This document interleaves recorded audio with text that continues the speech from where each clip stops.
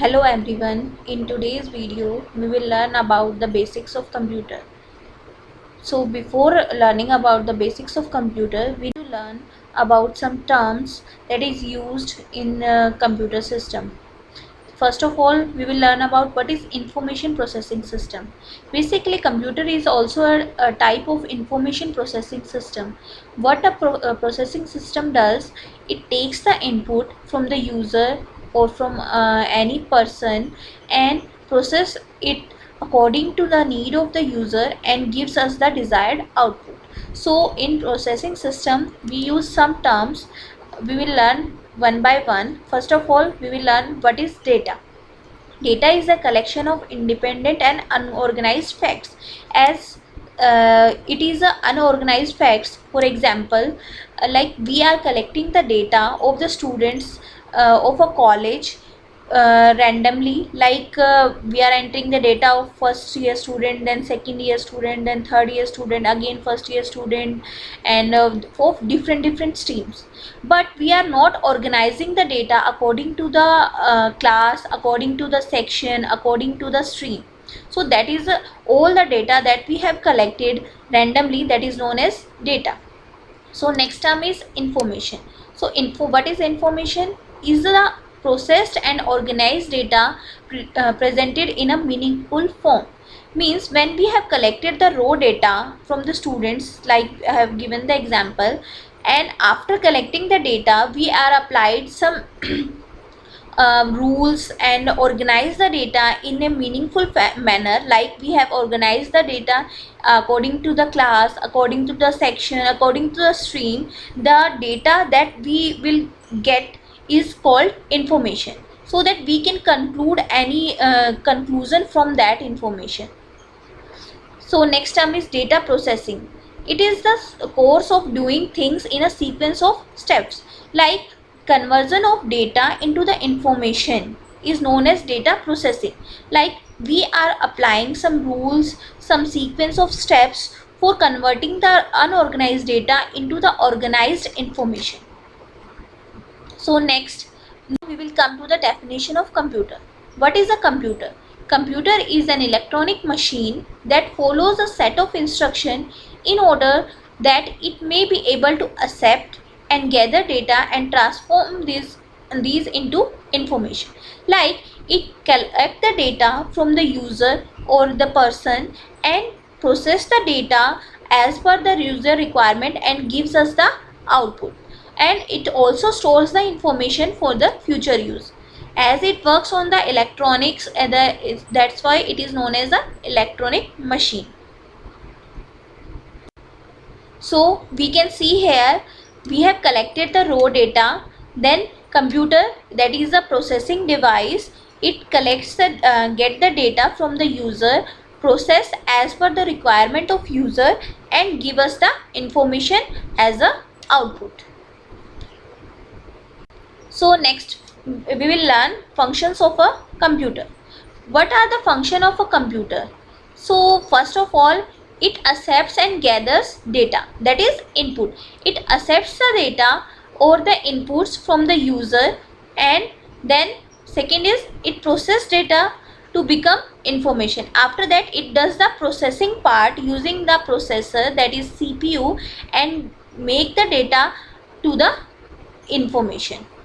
Next one is it stores data and information. It stores the data and information for the future use using the memory devices. We will learn all these devices one by one. And after that, fourth one is it represent information. It presents the information in the form of output, whether in the form of soft copy or a hard copy, using the output devices like monitor, printer, plotters, etc. So next one is the components of the computer. What are the components of the computer? Basically there are two components, we can say is a collection that makes the computer, that is hardware and the software. So first one we will learn what is hardware. Hardware is the tangible part of a computer system. What is tangible? Tangible means like that whose existence can be seen, like we can touch the hardware, we can feel it, we can touch it. And next one is software is the non-tangible part of the computer. Means like we cannot see that, we can only see that, we cannot touch that part of the computer. It only tells the computer how to do its job, when to do its job, and all the controlling part of the computer, how the hardware will work, all will be done by the software part of the computer. We cannot see the software part, we can only see the hardware part of the computer. We can touch that and see their existence. We can only use the software. So before doing the hardware and software, we will learn about the basic units of measurement in a computer. Like in the computer, we know that all the data are stored in the form of digital data. So all the data is in the form of binary numbers. Binary means 2, that is 0 and 1. So bit is a unit of information equivalent to the result of a choice between only two possible alternatives is the binary number, that is 0 and 1. So in the computer, each and every data is formed in the form of bit, that is 0 and 1. So if to represent any data, we use the 0 and 1. So it's a combination to represent any character, any number, any alphabet into the computer. The combination of bits is known as bytes. So 8 bits is used to represent any character or alphanumeric data that can be processed as a single unit for the information. Like for example, basic units of measurement. What are the basic units of measurement? A byte is the basic unit. Like if we want to represent a letter, a number, a special character, a symbol, or a space, we always represent these into a byte form. Like we can see here, if we want like 1000110, this is a binary code, 1 byte of binary code, that is 8 bits. So you can see in the lower diagram, if we will press a key on the keyboard. For example, we are pressing the electrical signal is generated, that is gone to the CPU, and the CPU will create a binary code according to the A. So all the bits like 0 1 0 0 0 0 0 1, that will be used to represent the A. So when this code will go to the monitor, it will represent the A on the monitor, not the binary code, because it will represent the output in the human readable form. So next, what are the basic units of measurement? That is, I have already shared, that is bytes. So combination of 1024 bytes equals to 1 kilobytes, that we always the commonly known as KBs, and 1024 KB is equals to 1 megabyte, that is 1 MB, and 1024 MB equals to 1 gigabyte, that is GB, and 1024 ZB equals to 1 terabyte TB, and so on. There are more units of measuring units like zettabyte, petabyte, and etc. So now we will learn about the basic computer hardware. So hardware is, I have already told you, is a tangible part of a computer system that we can touch, that we can work on.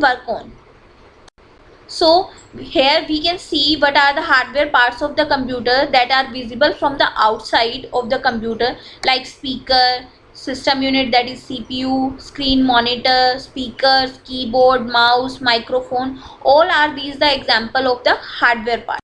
So basic hardware of a computer system are CPU, central processing unit, memory unit, input devices, output devices, and the secondary storage devices. So we can see here, we have collected the raw data, then computer, that is the processing device, it collects the get the data from the user, process as per the requirement of user, and give us the information as a output.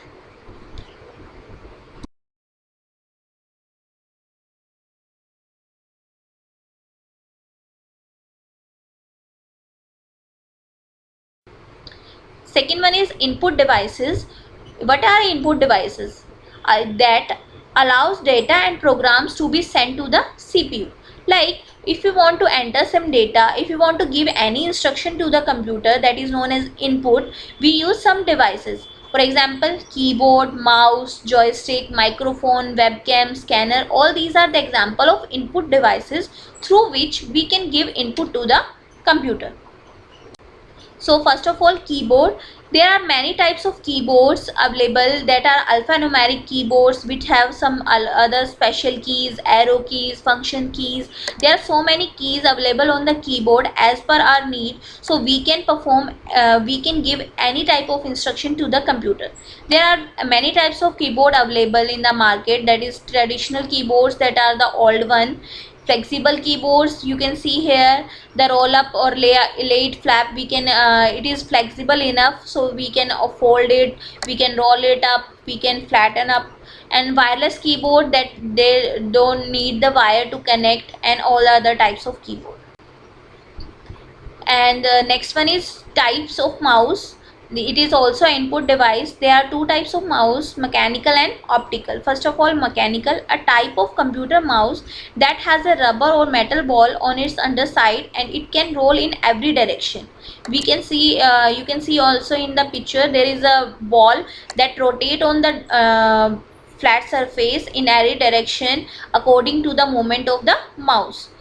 That this type of mouses are used in the old times, but nowadays we mostly use the optical mouse. This type uses a laser for detecting the mouse movement. In these type of mouses, there is a laser beam below the mouse, and that will track the movement of the mouse according to the user. So there are different kind of connecting device connectors of mouse available. There are PS2 mouse, serial mouse, USB and cordless mouse, or we can say wireless mouses are also available in the market, and we can use according to our needs. Other pointing devices are also there, are trackball, trackpoint, touch screens. We all are using the touch screen mobiles, touch screen input tabs. All these are the different ways for giving the input to the system. Next one is joystick. This is also input device that is basically used for playing games. Light pens, light sensitive pen like devices, like that are used to point out something on the touch screens. Stylus, pen like devices commonly used with tablet, PCs and PDAs. Some other input devices are scanning devices like optical scanners, OMR, you have heard about, card readers, barcode readers, character and mark recognition devices. All these are types of input devices through which we can give input to the system. Some other image capturing devices are also there, that gives the input, that is digital cameras, webcams, digital video cameras that record the videos and the pictures also. User. So there are different kind of connecting device connectors of mouse available. There are PS2 mouse, serial mouse, USB and cordless mouse, or we can say wireless mouses are also available in the market, and we can use according to our needs.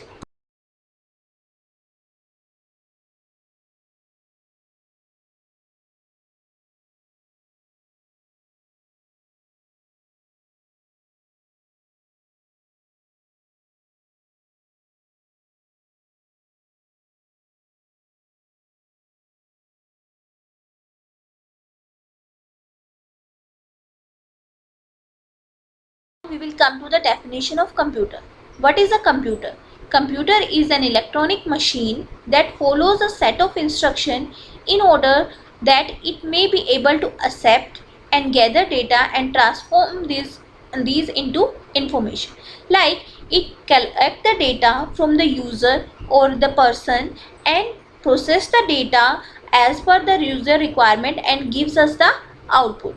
And it also stores the information for the future use, as it works on the electronics, and that's why it is known as an electronic machine. Next one is printer. Printer is also a hard copy device, output devices.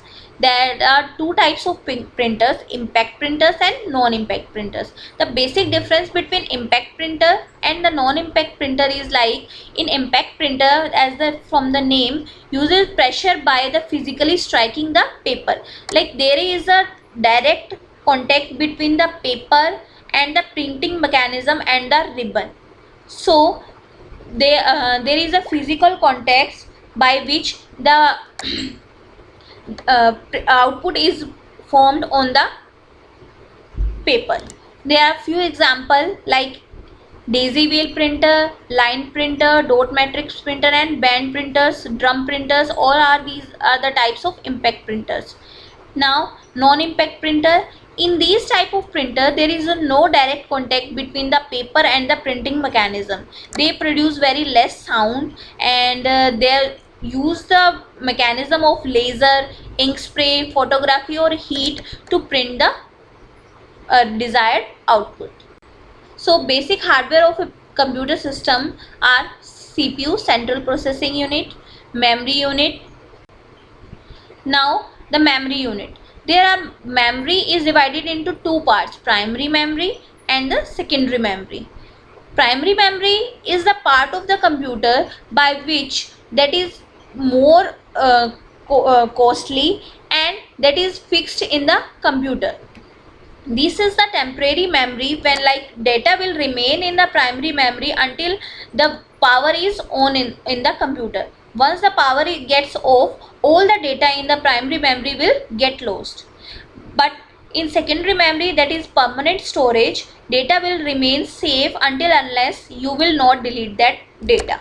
So in primary memory, there are two types of memory, read-only memory and the random access memory. What is read-only memory? ROM contains the pre-programmed computer instructions such as the basic input-output system, BIOS, that is used to start the computer. Next one is random access memory, RAM, is used to store the programs and data that you will run. Exists only when there is a power. Means when their power is on, the data will remain in the computer, otherwise it will get erased from the RAM. Next is secondary storage devices. Secondary storage devices, what are these? Attached to the computer system to allow you to store programs and data permanently for the purpose of retrieving them for future use. Like data is stored permanently in these devices, and whenever you require, you can fetch the data from the secondary storage devices. They are more storage capacity as compared to the primary storage devices. Examples of the secondary storage devices are floppy disk, hard disk, CD, DVD and pen drive. Floppy disk, these are the disk cartridge. The size, there are different sizes available for the floppy disk drives. Stores very more information than the previous one versions, but their capacity is very limited. That's why these types of floppy disk are used very less nowadays. But nowadays we use hard disk, pen drives, other storage devices instead of floppy disk device. Hard disk drive or hard disk, made of rigid material, unlike floppy disk, holds a greater amount of data. It is more cheaper than the primary storage device and store the data in the bulk and can be used for future use. So basic hardware of a computer system are CPU, central processing unit, memory unit, input devices, output devices and the secondary storage devices.